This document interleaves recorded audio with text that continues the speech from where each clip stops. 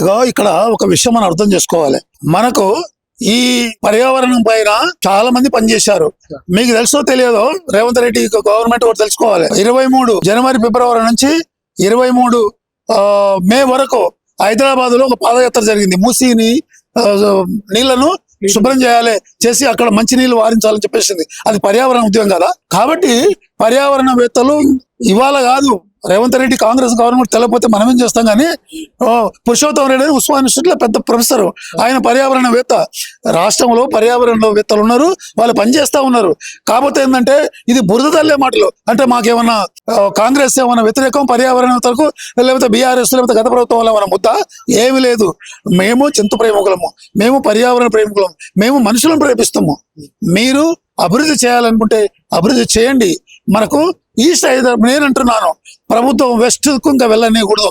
చాలు, ఈస్ట్ వైపు రండి. మీరు అక్కడ గట్కేశ్వర వరకు ఏమైంది, మస్తు ల్యాండ్ ఉంది కదా మీకు. అక్కడ కూడా చెట్లను నరకకుండా ఒక చిన్న బిల్డింగ్ కడితే చుట్టూ, ఇప్పుడు ఇక్కడ చూడండి ఈ బిల్డింగ్ ఉంది, ఎంత గ్రీనరీ ఉంది. అట్లా మీరు బిల్డింగ్స్ కట్టి గ్రీనరీ మెయింటైన్ చేయండి. మీరు ఆ విధంగా చేస్తే హైదరాబాద్ నిజంగా బాగుంటుంది. కానీ ఇలాంటి పిచ్చి పనులు చేస్తూ అక్కడ యూనివర్సిటీ విద్యార్థులను తీసుకెళ్లి అరెస్ట్ చేస్తూ, ఎవరైతే యూనివర్సిటీ ల్యాండ్స్ కాపాడాలని మాట్లాడితే వాళ్ళపైన కేసులు పెడుతూ చేయడం తప్పు. యూనివర్సిటీ ల్యాండ్, అది యూనివర్సిటీ ల్యాండ్ గత తెలుగుదేశం ప్రభుత్వం చంద్రబాబు నాయుడు ఒక బిల్లి రావు అనే వ్యక్తికి ఇచ్చాడు. అది ఎవరు ల్యాండ్ ఇచ్చిండు? యూనివర్సిటీ ల్యాండ్ ఇచ్చిండు. అదే వాడు పెట్టలేదు, కంపెనీ పెట్టకపోతే ల్యాండ్ వస్తుంది. ఎవరికి రావాలి? గవర్నమెంట్ ఎట్లా వస్తుంది? గవర్నమెంట్ అనేటువంటిది నువ్వు కుటుంబం పెద్దవు, నువ్వు యూనివర్సిటీ కానీ రకరకాల ఆర్గనైజేషన్ గవర్నమెంట్ పెద్ద, నువ్వు ఎవరిని చేసుకుని వాళ్ళకి అప్పచెప్పాలి, నువ్వు కొట్లాడి వాళ్ళకి అప్పచెప్పాలి. కాబట్టి ఇది చాలా తప్పు వీళ్ళు చేస్తున్నటువంటి పనులు. ఈ పనులు మానుకోకపోతే కాంగ్రెస్ ను దానికి ఇక అతి త్వర లోపల ఒక ఆల్టర్నేటివ్ రావాల్సిన అవసరం ఉంది. అది కాంగ్రెస్ కు బీఆర్ఎస్ వాళ్ళు కళ్ళగంటా ఉన్నారు. ఇప్పుడు కాంగ్రెస్ బదనాం అయిపోతుంది, మేము వస్తామని. అయ్యా, మీరు 10 ఏళ్ళు మీరు ఏం చేసారో తెలుసు. ఉస్మాన్ ఇన్స్టిట్యూట్లో మీ నాన్న నీవు యూనివర్సిటీ కూడా కాలుపెట్టలేదు, అది నీ స్థాయి. ఇప్పుడు ఏదో మాట్లాడుతున్నావు కేటీఆర్. మీరు ఇవాళ ఈ రాష్ట్రంలో ఉన్నటువంటి బుద్ధజీవులు, ఈ రాష్ట్రంలో ఉన్నటువంటి సమాజం ఆలోచన చేసేసి కాంగ్రెస్ కు బీఆర్ఎస్ కు ప్రత్యామ్నాయాన్ని ఆలోచన చేయాలి. చెయ్యకపోతే ఆ దొంగ నుంచి ఈ దొంగ, ఈ దొంగ నుంచి ఆ దొంగ మారుతుంది. కాబట్టి అలా మారకుండా ఉండాలంటే ప్రజలందరూ కూడా చైతన్యంతో ఉండాలి. మన పైన ఏం కుట్ర జరుగుతుందో తెలుసుకొని ఈ ప్రభుత్వానికి తెలియజెప్పాలి. ప్రభుత్వం వినకపోతే దాన్ని మార్చాలని తెలియజేస్తుంది. సార్, ఇప్పుడు విద్యార్థుల గొంతును ఒక్కడే పనిగా పెట్టుకున్నటువంటి కాంగ్రెస్ ప్రభుత్వం అదే విధంగా ఉస్మాన్ యూనివర్సిటీలో వీసీకి సర్క్యులర్ జారీ చేయడం ఒక ప్రొఫెసర్ గా మీరు అంగీకరిస్తారా?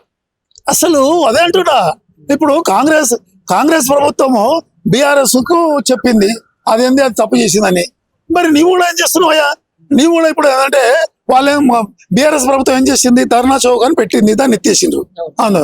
సో వాళ్ళేం ధర్నాలు చేస్తున్నారు, నీవు కూడా చేస్తున్నావు. ఉస్మాన్ యూనివర్సిటీలో విద్యార్థులు అంటే ఏంటంటే గుమి కొడతారు, నలుగురు కూర్చుంటారు, ఆలోచన చేస్తారు, భిన్నప్రాయాలు వస్తాయి. భిన్నప్రాయాలు ఘర్షించుకోవడానికి వాతావరణం ఉండాలి.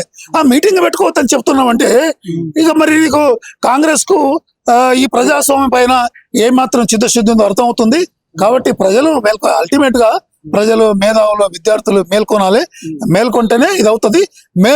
ప్రజలు, విద్యార్థులు, మేధావులు వీళ్ళంతా కదిలి విస్తృతమైనటువంటి ప్రజా చైతన్యాన్ని తీసుకురావాల్సినటువంటి బాధ్యత ఈ పౌర సమాజం పైన ఉందని తెలియజేస్తుంది. సార్, ఇప్పుడు విద్యార్థినిలను చూడకుండా ఇప్పుడు విద్యార్థులను లాఠీ చార్జీలు చేసి మహిళలను అయితే జుట్టు పట్టుకోక మరి ఎంత దారుణంగా అరెస్ట్ చేసినటువంటి ఆ విజువల్స్ మీరు చూసినప్పుడు ఒక ప్రొఫెసర్ గా మీకు కలిగినటువంటి ఆలోచన?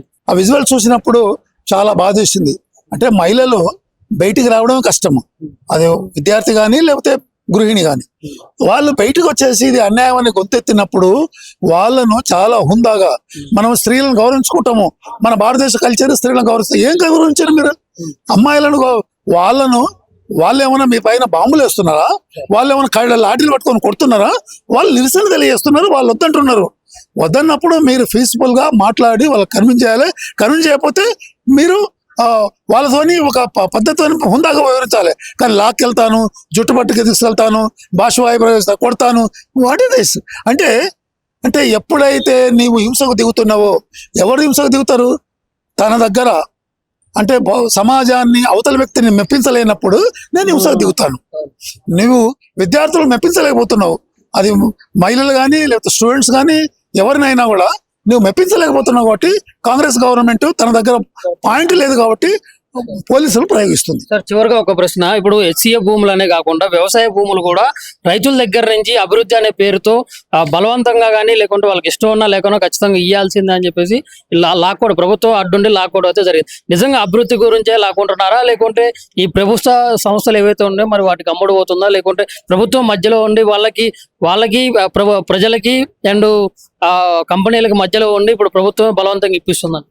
భారతదేశంలో అది బీజేపీ కానీ కాంగ్రెస్ కానీ కార్పొరేట్లను నమ్ముకున్నటువంటి ప్రభుత్వాలు ఇవి. కాంగ్రెస్ ఏమీ తక్కువ తినలేదు. కార్పొరేట్ శక్తులను పెంచడం కోసము ఒకరిద్దరు కార్పొరేట్ శక్తులు పెంచుకొని వాళ్ళతో డబ్బులు తీసుకొని ఎలక్షన్లో గెలవాలంటూ తంతే. వీళ్ళకి ప్రజలపైన ప్రేమ లేదు. ప్రజలపైన ప్రేమ ఉంటే ప్రజలకు ఏది అవసరం ఉందో ఇంటలెక్చువల్స్ ఉన్నారు. కోదండరామ్ ఉన్నారు కదా మీ పార్టీలో, ఆయన కూడా మరి మీకు సపోర్ట్ చేస్తున్నారు కదా. మా ఆగ్నూరి ఉన్నాడు కదా మీ దగ్గర, మరి వీళ్ళతో మీరు కూర్చొని సివిల్ సొసైటీలో పాశం యాదగిరి ఉన్నాడు కదా, మరి ఆయనకు మీరేదో పాశం యాదగిరి గోరగట్టు కన్నా అలాంటివి ఏదో మీరేదో వాళ్ళకేదో ఒక సన్మానించుకున్నారు ఈ మధ్యలో. మరి వాళ్ళు కూర్చోబెట్టుకొని వాళ్ళు ఏం చెప్తారు వినండి. గోరటి వెంకన్న, పాశం యాదగిరి, ఆకునూరి మురళి, కోదండరాము, ఉస్మాన్ ఎస్సీ ల్యాండ్లు మీకు అమ్ముకోండి అని చెప్పిర్రా మీకేమన్నా? అంటే మీరు ఎమ్మెల్యేలే మీకు అంత పోటు మనగాల మీరేమన్నా? పౌర సమాజంలో ఉన్నట్టు పెద్దలు అంటే కొంతమందికి అవకాశాలు ఉంటాయి. ఎమ్మెల్యేలు ఎమ్మెల్సీ కావడానికి కొంతమందికి ఉంటాయి, కొంతమందికి ఉండరు. పౌర సమాజంలో నిలబడి అంటే ఎంత కష్టము. ఒక పౌర సమాజంలో ఒక నాయకుడు నిలబడంటే ఎమ్మెల్యే గెలవడం చాలా ఈజీ. ఎమ్మెల్యే గెలవాలంటే డబ్బులు ఉంటే అవుతుంది. పౌర సమాజంలో డబ్బులు ఉంటే ఒక నాయకుడు కాడు. అతను 24 గంటలు కష్టపడాలి, 365 days కష్టపడాలి, జీవితం అంతా కష్టపడాలి. కష్టపడితే ఒక పౌర సమాజంలో లీడర్గా ఉంటారు. ఆ పౌర సమాజంలో లీడర్స్ మీకేమన్నా హెచ్ఈ భూములను అమ్మేసి లేకపోతే వాటిని కొట్టేసి కార్పొరేట్కి అప్పచెప్పని చెప్పిందా? ఏం చేస్తున్నారు మీరు? అసలు మీకు ప్రజల మద్దతు లేకుండా మీరు చేస్తున్నారు. ఇది ఒంటెత్తు పోకడని నేను తెలియజేస్తున్నాను.